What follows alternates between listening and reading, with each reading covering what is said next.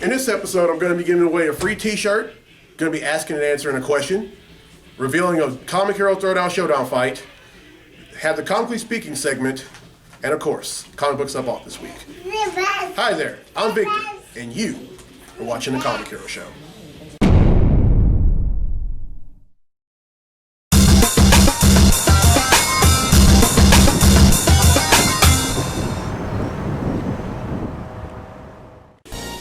Welcome to this week's edition of the Comic Hero Show. I'm your host, Victor Nunley, and I am the Comic Hero. Coming to you from Clint's Comics here in Monroe, Louisiana. Yes. And as you can see, I'm wearing an Iron Man themed Comic Hero tee. This is actually one of the tees that y'all had to choose from to vote for which shirt I was going to wear for the past episode 111. But I did make a promise that even though I didn't wear the shirt that y'all voted, I was going to wear one nonetheless, and this is the first one. No. Yeah, I'm sorry you don't like the shirt either, Silas. But I think you speak for a lot of people. But I like it because I am the Comic Hero, and the shirts that I are one. All right, it's time to give away a free T-shirt.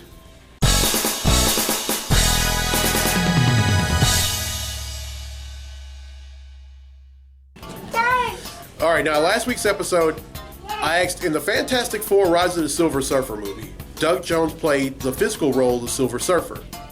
Who played the voice of the Silver Surfer? Well, the correct answer is Lawrence Fishburne.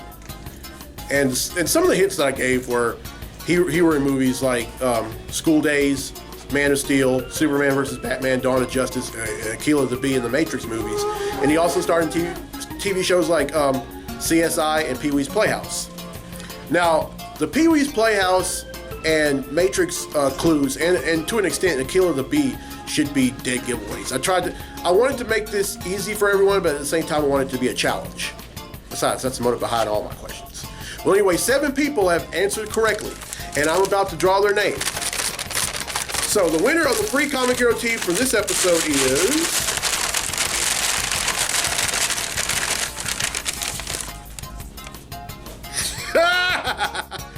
Oh boy, I know for a fact that, this person's name I drew, I know I'm going to have to make a shirt for not only him, but his wife and his 2 daughters. Alex Heckela! So congratulations, Alex, you win yourself a free Comic Hero tee. Now here's the question for next week's episode. And this one is so easy that my 9-year-old cousin can answer this. Oh, by the way, hi Chris. What is the name of Superman's superpowered dog? Everyone who answers correctly will be entered in a free drawing for I know the quit. Sorry, folks. I'm not gonna. That's not gonna be a blooper reel, by the way. But everyone who answers that correctly will be entered in the drawing for a free tee in next week's episode. Again, the question: what is the name of Superman's superpowered dog? All right, I gotta ask. Any questions?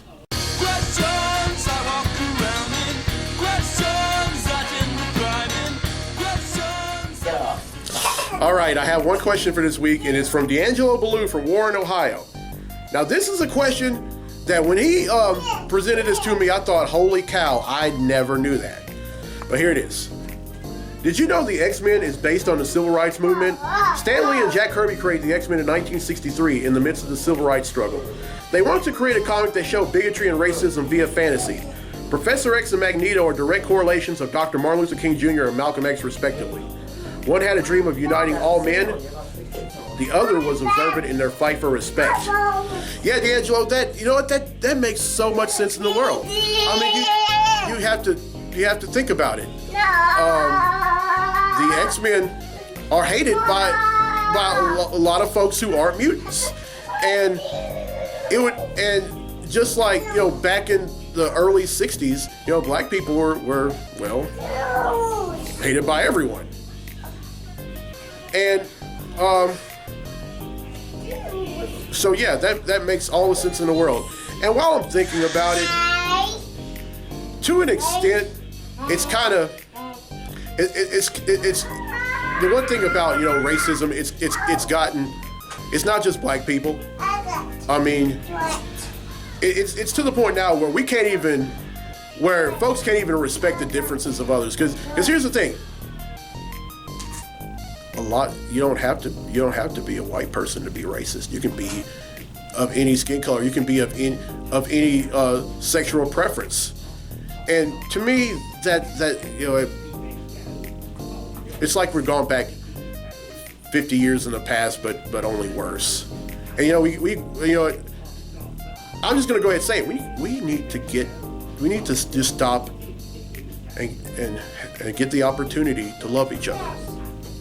Life's too short for hate. I don't care who you are. I don't care what walk of life you come from. Hate is wrong. All right, that's it for any question segment. Now, my good friend Michael England from Edmonton, Alberta, Canada. Now, I'm saying it like that because every time that he has said every time I have mentioned him, I always said he was from Toronto, Ontario, Canada. He's actually from Edmonton, Alberta, Canada, although he's really from Bossier City. He has a Comic Hero Throwdown Showdown fight, and he was very impressed by the one from episode 110, and he loves this, and he loved that one, so he wanted to include one of them that was in that fight and pair him up with somebody else. And this one is going to be even more powerful than episode 110. Representing DC, we have Bane. And representing Marvel, we have the Juggernaut. These two are going to duke it out in a segment I like to call the Comic Hero Throwdown Showdown. Welcome to the Comic Hero Throwdown Showdown. Today, it's Bane versus the Juggernaut. Bane is a brilliant military strategist, hired gun, highly skilled hand-to-hand combatant, and trained mercenary who possesses peak physical human conditioning, venom-enhanced strength and durability, and an accelerated healing factor. The Juggernaut possesses superhuman strength and durability, invulnerability via mystical force field, virtually unstoppable momentum, and immunity to mental attacks via his helmet. Who will win? Just like the last Throwdown Showdown, this one features opponents who are both unstoppable forces and unmovable objects.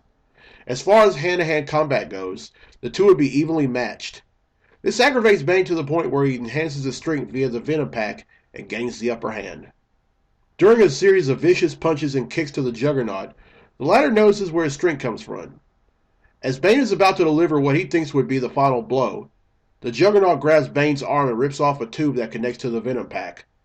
Unlike Strong Guy, the Venom does no harm to the Juggernaut. The mystical force field protects him from it. The latter rips off the Venom Pack, grabs the former, and plows him through several buildings. After the 11th building, the Juggernaut notices that Bane is super skinny due to not having his Venom. He stops and says, "Wait a minute! You're skinny now!" He then throws Bane to the ground and walks away saying, "I can't believe I wasted time with this fake." Juggernaut wins, and that concludes this fight on the Comic Hero Throwdown Showdown. Alright, well, I hope you enjoyed the Comic Hero Throwdown Showdown fight, and if you have a request for another fight, contact info is down there. Alright, now it's time for Comically Speaking, so without further ado, let's talk comics!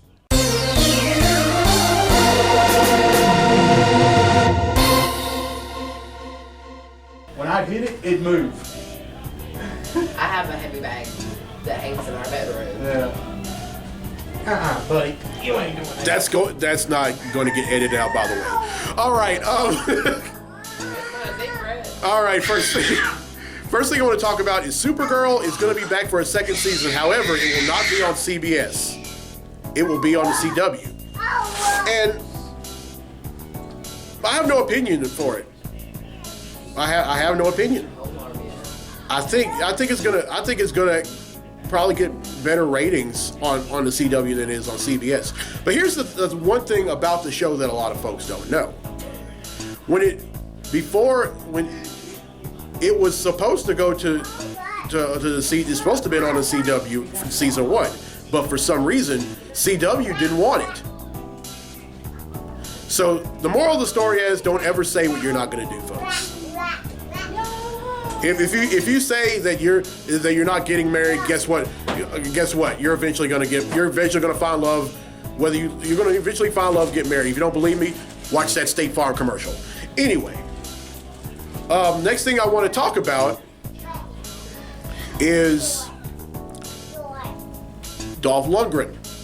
Dolph Lundgren has recently, it's been reported that Dolph Lundgren is interested in playing the role of Cable in the sequel to Deadpool.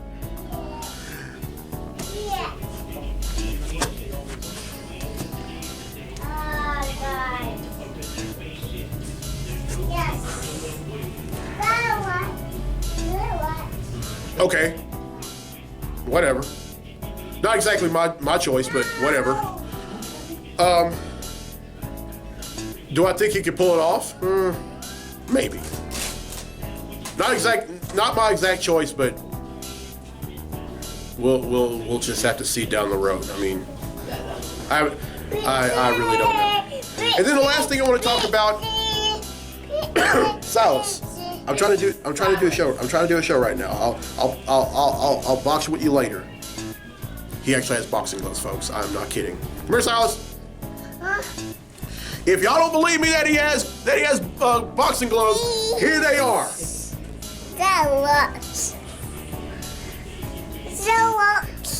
Don't touch. Come on. Earlier he said Michael B. Jordan, you're next. Anyway, the last thing I want to talk about is Fantastic Four executive producer Simon Kinberg has recently gone mea culpa and admitted that the first Fantastic Four movie that came out last year was bad. Well, no garbage, Sherlock. Of course it was. It was more than bad. It was a complete dumpster fire. And he has said that he admitted to it, and he said that he to make it up for everyone, he wants to bring everyone back and do a sequel. Now the kind of person that I've been raised to be is that first off, there's absolutely nothing wrong with admitting you're wrong. And a lot of times, when folks admit they're wrong, they want to do everything within their power to want to vindicate themselves.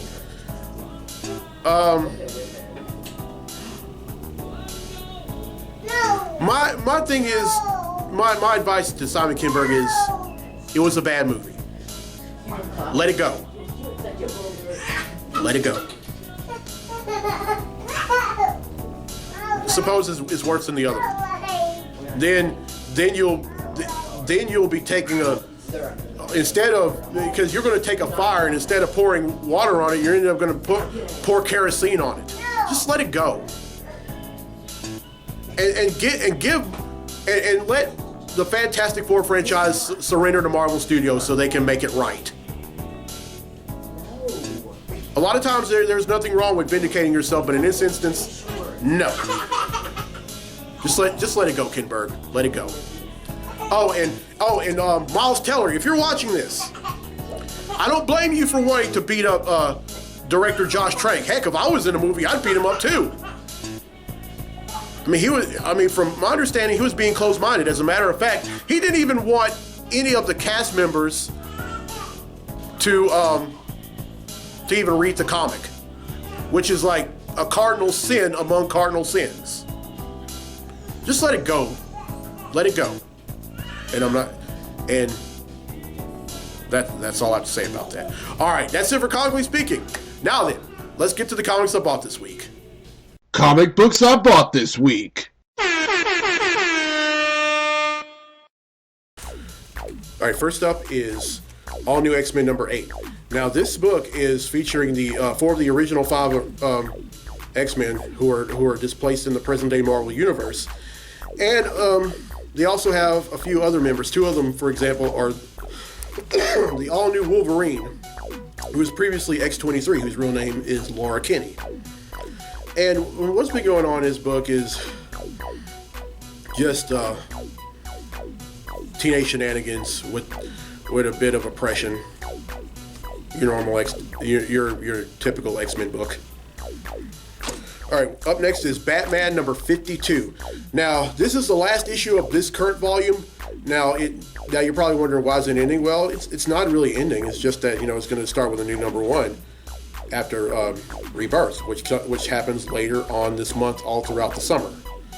Well, what's been going on in this book is Bruce Wayne has finally retaken the mantle of Batman, and it's a brand new Batman, folks. And I say that in terms, not in terms of the person, but in terms of his the way that he operates, because what the Dionysium did when it, all right, and to really tell the story, you have to go all the way back to Endgame.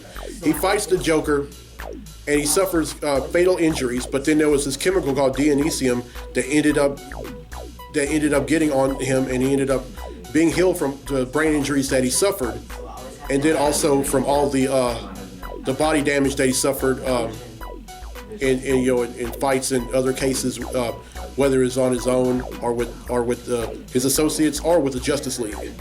And now he is stronger, faster, and more powerful than ever. All right, next up is Green Lantern Corps: Edge of Oblivion. Now I'm a little behind on this book, but what I can tell you what's happened: the Green Lanterns, the Corps, are still misplaced from their own universe and time, and they end up encountering these new this alien race whose planet is in trouble. They fight these bad guys, but in doing so, two of their own members, Aricia and Badig, aka the Green Lantern who is a squirrel, end up dying. And Guy Gardner is angry. Not only is he angry at the guys who did it, he's angry at John Stewart because John Stewart had told him, fall back, don't go after him. And speaking of which, Green Lantern Corps number 5. In this one, it's Guy Gardner versus John Stewart. No holds barred. Uh-oh. All right, next up is Spider-Man Deadpool number 4. Now, as you can see, they're on a date with somebody. But what's been going on in this book? Spider-Man follows Deadpool overseas with the mercs for money, and they ended up taking down this cartel. But the thing is, they find out later that they were actually beating some guys up in support of folks who created recreational drugs, and this does not sit well with the Web Warrior. And then later on, Spidey finds out that Deadpool is a dad. Because by the way, Deadpool doesn't know that Peter Parker and Spider-Man are the same, and he's also, and Dormammu has given him orders to kill Peter Parker. As for what reason, your guess is as good as mine. All right, next up is Action Comics number 52. This is another chapter in the final days of Superman story arc, or as it's also called, Super League. The Trinity, Superman, Batman, and Wonder Woman, end up going over to China, and they ended up meeting up with the Great Ten, who are not very thrilled that they're in their country. Well, they go here after finding out that Ulysses had escaped the Argus holding cell that he was in, and while they're there, they found out that there is a new Superman, or the one that was created by one of the scientists there. Oh, by the way, this is the all new Superman is going to debut in Rebirth, and she ends up unleashing him. Meanwhile, back in Metropolis, the man masquerading as both Clark Kent and Superman arrives at Lois Lane's apartment. Says, "Hi, Lois. I just want to talk." And she's thinking, "Okay, why is he here?" Well, he's being friendly. He's not trying to hurt me, so I guess I'll go along with it. Okay, I'm not. You know what? I would say something, but I'm not going to. So I'm going to let I'm going to let somebody who's an actor, a legendary actor and comedian who had his own sitcom back in the 70s, give his input. Go ahead. All right, next up is all new, all different Avengers number 8. Now, this is part of the Avengers Standoff Assault on Pleasant Hill story arc that's going throughout most of the Avengers-related books and Agents of S.H.I.E.L.D. And now, what's going on is that is that Pleasant Hill was this makeshift town that was created by Agents of Shield, the Shield director Maria Hill, and she did this all via the Cosmic Cube. Now, only thing that she did was all the and it's pretty much a prison for all the villains, and all the villains are now like these good people. And the Cosmic Cube has been made sentient into a little girl. And by the way, she also gives Captain America, Steve Rogers, not only the super soldier serum that was inside his DNA back, she also made him young again. And a lot of things have come out of it. An all different Quasars come back from the dead, and also an all new, all different Wasp, which I'm going to get to right now. An all new, all different Avengers #9.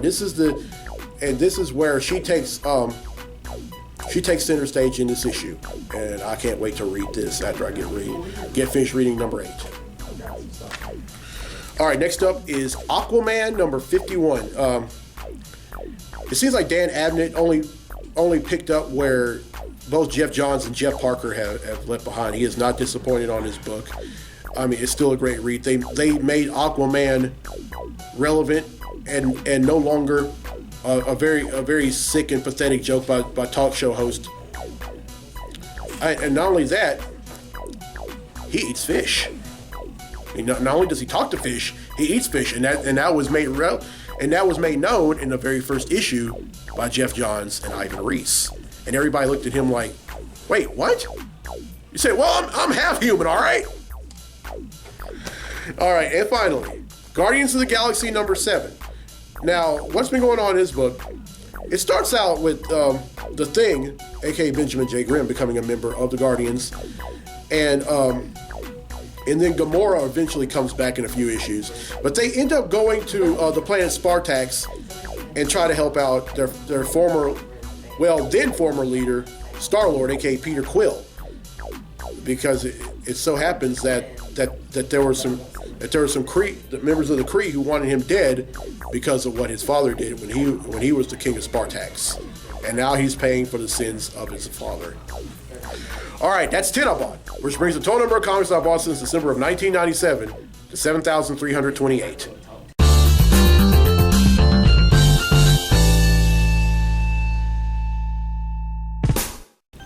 All right, well, I hope you enjoyed this week's episode, and I hope you enjoyed the free comic book days episodes I did last weekend, and you know what? I have something right here with me, and I want to present to the store, and also I want to present to y'all. Now, first off, this location just opened a little over a month ago, and I'm very proud of it. I mean, it's bigger. I mean, there's this huge honking game room in the back. To say this place is amazing is putting it lightly. But there's one thing that's missing from this store. And you're probably wondering, Vic, what are you talking about? Just get to it. Okay. That thing that I said is missing is Clint. Now, I found this picture that I took of him a little more than a year ago when I made him the shirt. Now here's the thing.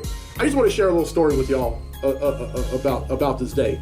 Now, a week ago, he gave me $12. I was asking, where you give me $12 for? He said, well, because I want you to make a shirt for me. I said, okay. So I'll go ahead and make the shirt. And then I give him to him the very next week, and I actually I did start out the episode by presenting them with it. And then a few minutes later, while I'm still doing the show, he takes the shirt that he was recently wearing off and he puts this on.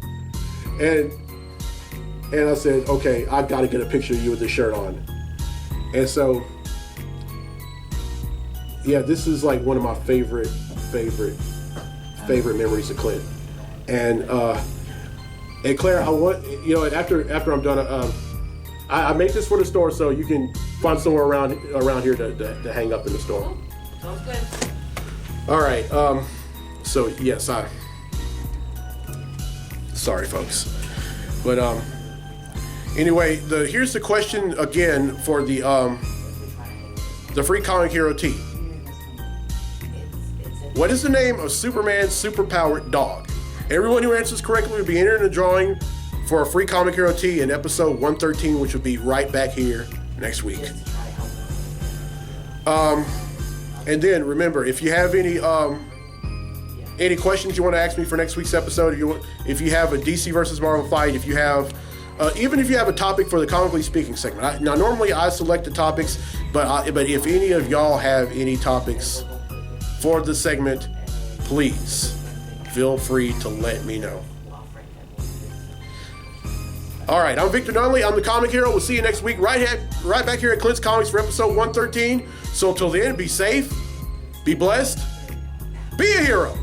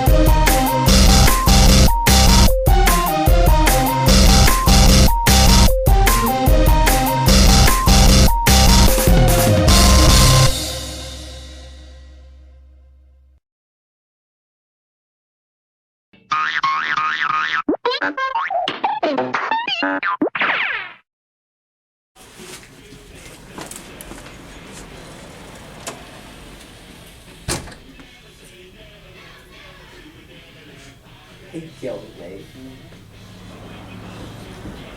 Today I'm going to be giving away a free t-shirt, asking and answering a question, revealing a DC. It's not called the DC versus Marvel, it's called the Comic Hero. Now last week's episode, well rather episode 110, I asked, in the Fantastic Four Rise of the Silver Surfer movie, Doug Jones played the physical role of the human,